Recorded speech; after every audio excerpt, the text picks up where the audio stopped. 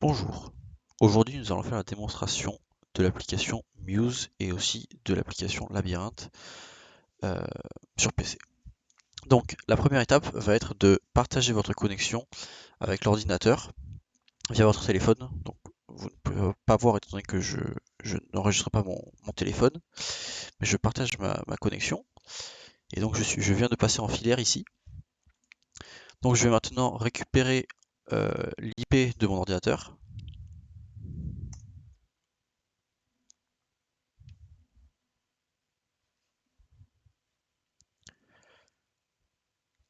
Ok. Je vais le refaire dans le doute car j'ai eu un petit souci de connexion. Ok. Donc, je vais pouvoir récupérer cette adresse IP pour la mettre dans l'application une fois lancée. On peut voir que une fois que j'ai connecté mon application, je peux connecter mon téléphone et lancer l'application dessus.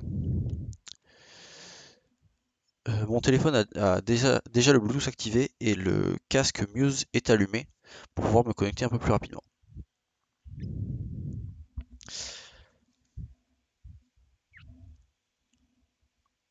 Nous pouvons voir ici la barre de chargement de l'application sur mon téléphone avant qu'elle s'ouvre. Très bien. Maintenant, je vais taper l'IP précédente.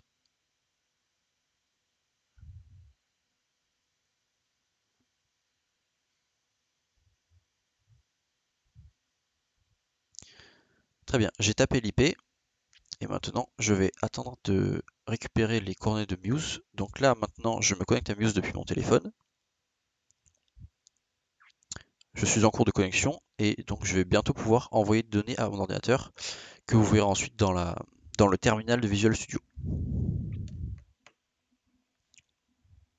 Très bien, je suis connecté.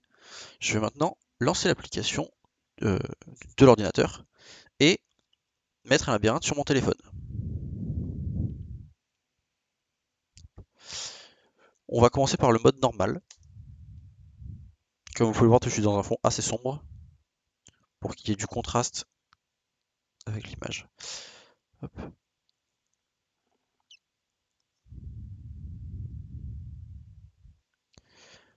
Comme vous pouvez le voir, la...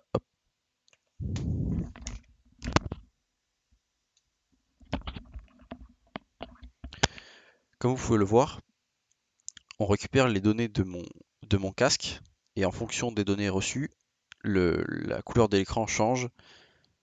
Il en est de même si j'affiche un fond.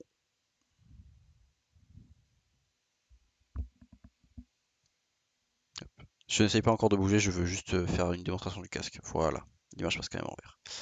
Donc maintenant je vais résoudre le labyrinthe.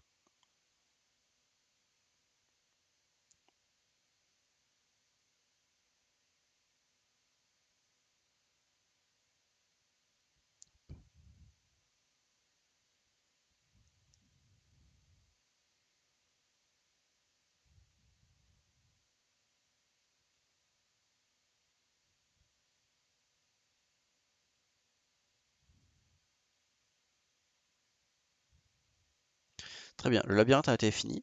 On peut voir que le stress moyen était d'environ 38%, à savoir que sur ce test, je n'avais pas toujours le casque sur la tête.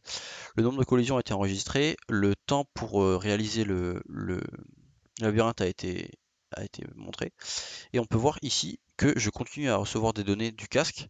Ici, ça a été l'ajout à la base de données, et voilà, j'ai fait à peu près le tour pour ce mode-là. Je vais maintenant relancer l'application. Je n'ai pas besoin de relancer Android Studio, de relancer l'application. L'application continue d'envoyer.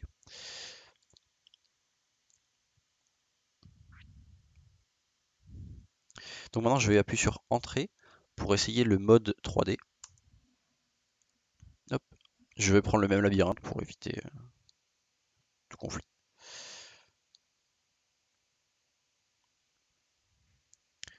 Voilà. Ici, nous voyons le mode par défaut. Et si je lâche le téléphone pour me déconcentrer, pour passer en rouge, on devrait voir un petit peu mieux.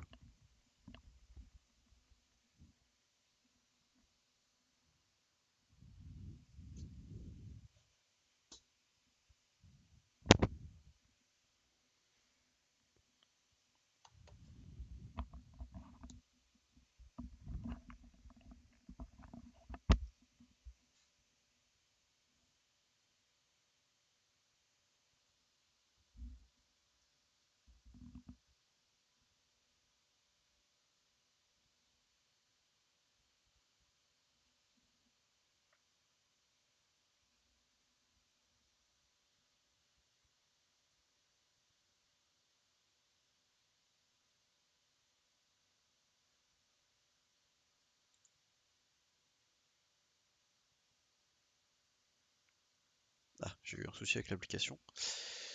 Je vais revenir dessus. Ok. Voilà, donc là on peut voir ce qui se passe quand je suis en rouge. Hop, voilà. Hop, je me remets en face. Et c'est reparti.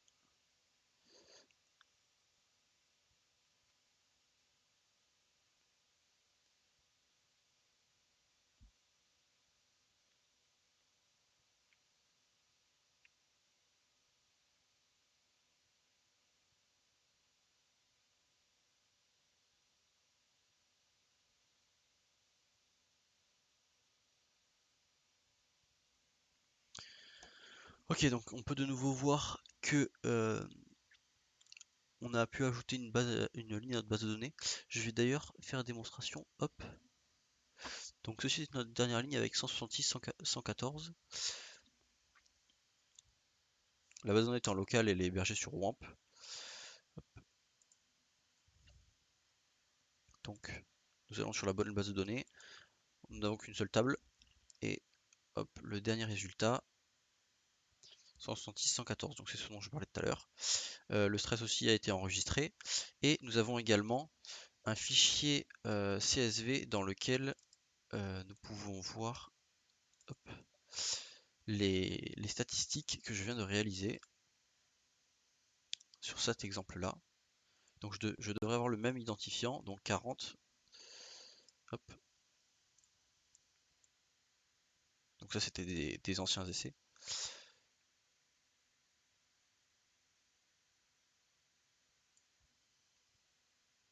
Ah, dommage.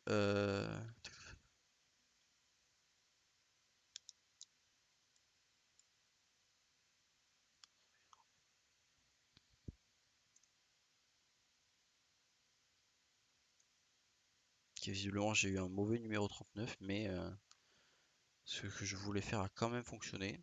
C'est déjà pas mal.